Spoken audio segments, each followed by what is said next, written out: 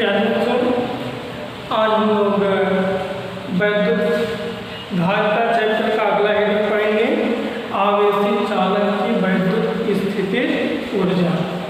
आज का हम लोगों का टॉपिक होगा आवेशित चालक की वैद्युत स्थितिज ऊर्जा।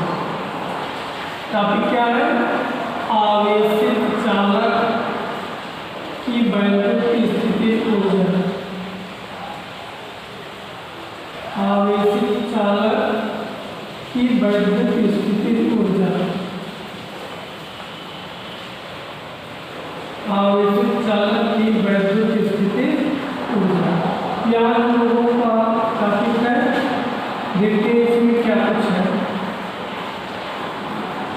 स्थितिज ऊर्जा आज हम लोग इसको देखेंगे और इस पर कुछ न्यूमेरिकल भी होंगे। देखो हेडिंग क्या है? आवेशित चालक की वैद्युत स्थितिज ऊर्जा। चैप्टर फर्स्ट में ही चालक को आवेशित करना, चालक को निरावेशित करना, ये सब टॉपिक हम बताए थे। तो अब एक छोटी सी बात पर हम लोग चलते हैं। पहले आवेश के आदान प्रदान में, अब जरा तुम लोग सोचो, क्या आवेश के आदान प्रदान में कार्य करना पड़ता है कि नहीं? बोलो, आवेशों के आदान प्रदान में कार्य करना पड़ता है कि नहीं? कार्य करना पड़ता है, ये तुम लोग जानते हैं। मतलब आवेश को एक स्थान से अगर दूसरे स्थान को ले जाना है तो उनको कार्य करना पड़ेगा, इसमें कोई डाउट नहीं है। फिर दूसरे एक और टेक्निक पर आओ कि अगर कोई चालक है उसको आवेशित करना है, अगर कोई चालक है और उसको आवेशित करना है तो आवेशित करने का मतलब होता है उस चालक को आवेश देना। किसी चालक को आवेशित करने का मतलब होता है कि चालक को हम आवेश दे रहे हैं। यानी हम अगर चालक को आवेशित करेंगे तो आवेश देंगे। आवेश देने में कार्य करना पड़ेगा। बोलो, चालक को आवेश देने में कार्य करना पड़ेगा, कोई डाउट नहीं। जो चालक को आवेश देने में कार्य करना पड़ता है वही किया गया कार्य चालक की वैद्युत स्थितिज ऊर्जा कहलाती है। ध्यान दो, टॉपिक कहाँ से हम लोग पकड़े, कौन सा टेक्निक लगाए? ध्यान दो, आवेश के आदान प्रदान में कार्य करना पड़ता है, वही किया गया कार्य चालक की क्या होती है? वैद्युत स्थितिज ऊर्जा।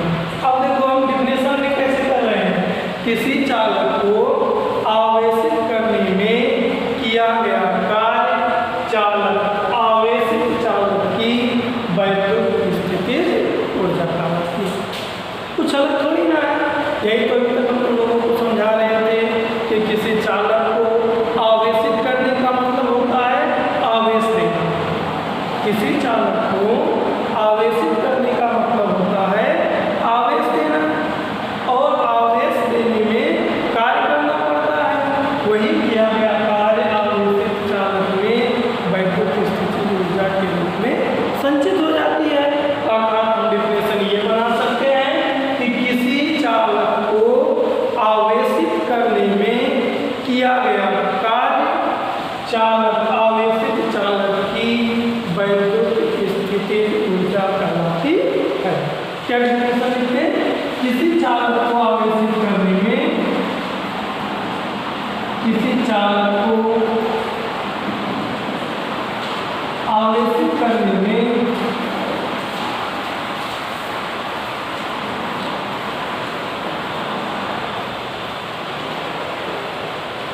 किसी चालक को आवेशित करने में किया गया कार्य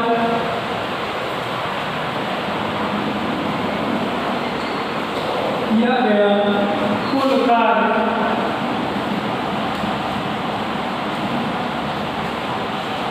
किया गया कुल कार्य आवेशित चालक आवेशित चालक की वैद्युत स्थिति ऊर्जा कहलाती है। चालक की वैद्युत स्थिति ऊर्जा कहलाती है। इसमें कोई डाउट नहीं हुआ होगा, क्योंकि इसको हम अभी अच्छे तरीके से समझाएं। वैद्युत स्थिति ऊर्जा कहलाती है।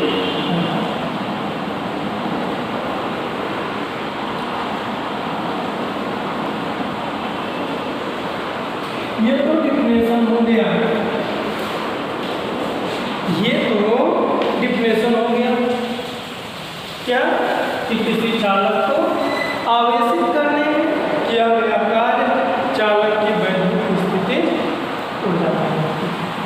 अब देखो हमको डेरिवेशन करना है, इसका फार्मूला बनाना है, तो अब एक एक स्टेप पर चलते हैं।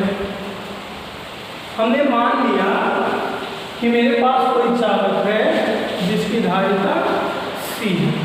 बिल्कुल हमने मान लिया, माना कोई चालक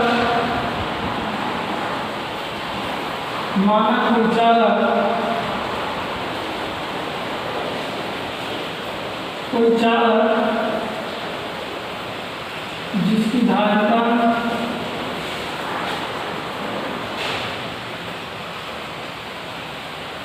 C है। अब देखो, अब थोड़ा सा डेरिवेशन के सिस्टम पर आते हैं। मेरे पास कोई चालक C है, अब डेरिवेशन करने का सारा सिस्टम है। मेरे पास कोई चालक C है जिसकी धारिता C है। अब देखो, जब ये चालक आवेशित नहीं था तो इस पर आवेश कितना रहा होगा? 0 रहा होगा। और जब इसका आवेश 0 रहा होगा तो विभव कितना रहा होगा?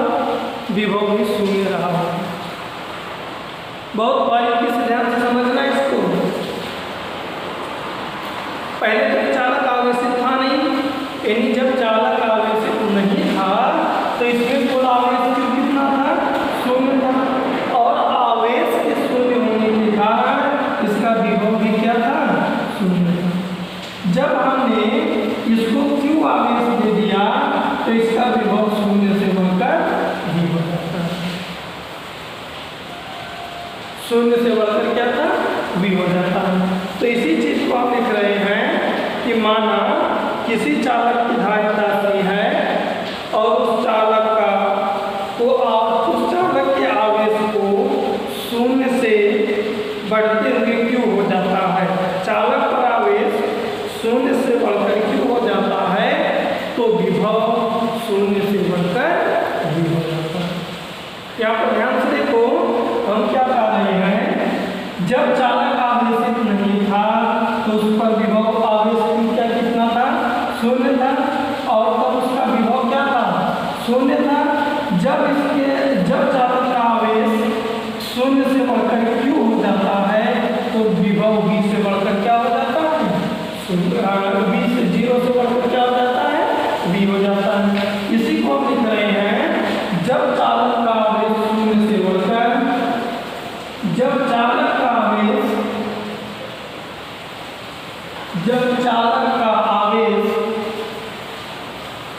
0 से बढ़कर V हो जाता है। चालक का आवेश 0 से बढ़कर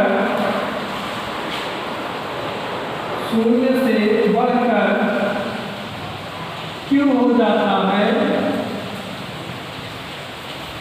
जाता है तो विभव 0 से बढ़कर कितना हो जाता है? 0 से बढ़कर V हो जाता है।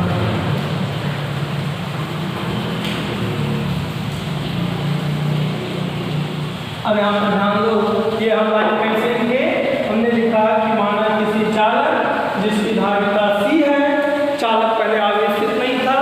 चालक का पहले आवेशित ना होने का मतलब इसमें पहले आवेश था ही नहीं, अर्थात 0 था। और जब इसमें आवेश नहीं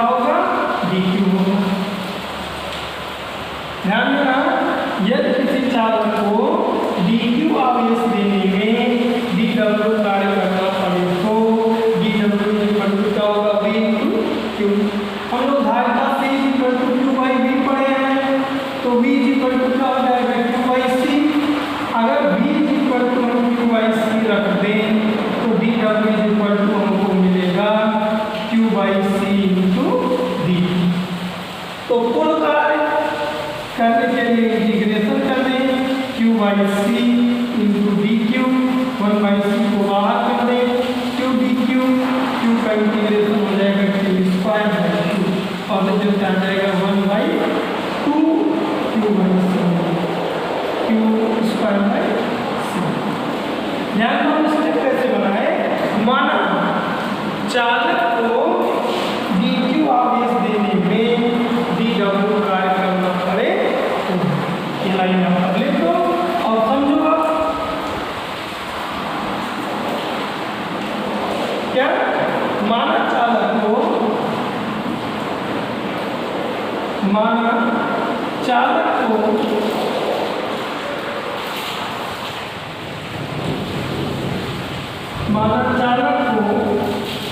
डी क्यू आवेश देने में या डी क्यू आवेश देने में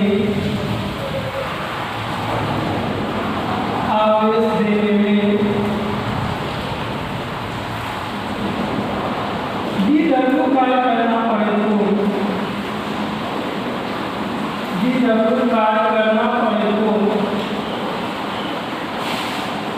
डब्ल्यू कार्य करना पड़े तो तुम लोग जानते हो V equal to W by Q होता है, तो W equal to V into Q, यहाँ आता है डी डब्ल्यू है, तो डी डब्ल्यू इक्वल टू हो जाएगा V इंटू डी, क्या हो जाएगा D W equal to V into Q.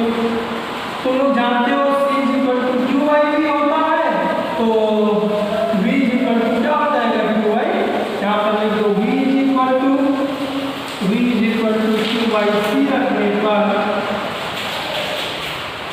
Q by c रखने पर तो D W is equal to क्या हो जाएगा q by c d q. अब इसके पास कितना आवेश देने में किया है डी क्यू आवेश, तो कुल कार्य निकालने के लिए इसका क्या कर दें, समाकलन कर दें, तो उसी चीज को हम लिख रहे हैं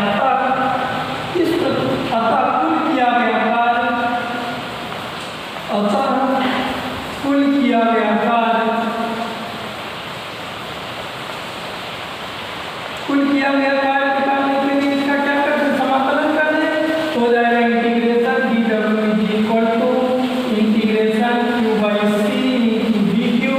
तो लोग जानते हो कांस्टेंट डी क्यू है, तो क्यू को क्यों अंदर जगह है, सी को मिलेगा नहीं, 1 by C Q D Q is equal to D W का इंटीग्रेशन और डब्ल्यू लिख दीजिए।